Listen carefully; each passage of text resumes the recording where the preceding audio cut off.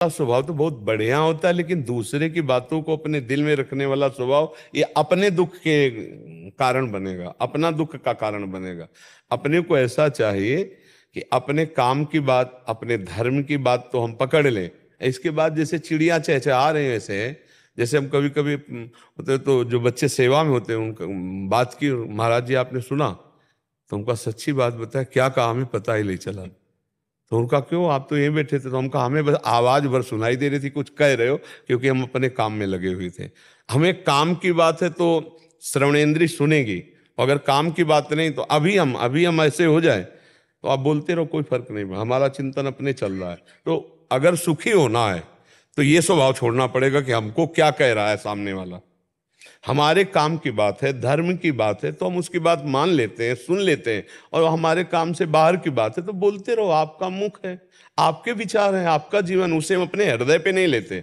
और कम बोलना ये बहुत अच्छी बात है, कम बोलना अच्छी बात है। जब बोलो विचार करके बोलो, नहीं मौन रहो, नाम जप करो, पर दूसरे की बोली हुई बात अपने हृदय में मत लाओ, नहीं तो आप दुखी होते रहेंगे। संसार अपने स्वभाव से विवश है, जैसे आप अपने स्वभाव से विवश हैं। अब वो स्वभाव उसका मान लो तमोगुणी है, स्वभाव उसका प्रतिकूल बोलने का है, स्वभाव है उसका उपहास करने का, वो जब बोलेगा आप दिल में ले लेंगे, आप दुखी हो जाएंगे। तो ये स्वभाव तो ठीक नहीं है, इसमें तो बहुत परेशानी आ जाएगी। इसलिए बहुत अच्छा स्वभाव रखो कि मतलब की बात तो सुन ली, जो धर्मयुक्त है, जो अपने कार्य लायक है, बकाया छोड़ दिया। पूज्यपाद उड़िया बाबा जी कहते हैं, जैसे कोई विदेशी भाषा में हमारे सामने हमको गालियां दे तो हमें कुछ बुरा नहीं लगेगा।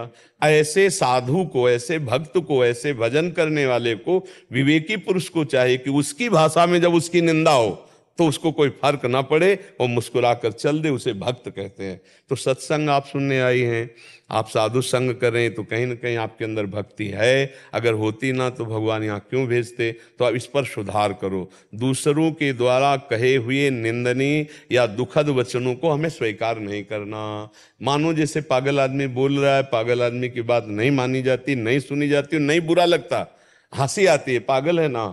ऐसे ही जो उपहास कर रहा है, जो निंदा कर रहा है, वो भगवान की माया से उसकी बुद्धि अपहरण कर ली गई, वो बेचारा है, उसकी बात सुनने लायक नहीं। बातुल भूत विवश मतवारे, ते नहीं बोले ही बचन विचारे, तिनकर कहा सुनी नहीं काना। ऐसे लोगों की बात कान से सुनी नहीं जाती। और अगर कहीं दुख लगे तो हमें विवेक के द्वारा हटा देना चाहिए, नहीं तो वो उसके प्रति द्वेष हो जाएगा, उसके प्रति घृणा नफरत बन जाएगी, तो हम और जलेंगे एकांत में बैठे हुए। अध्यात्म इन्हीं सब दुखों से बचाता है।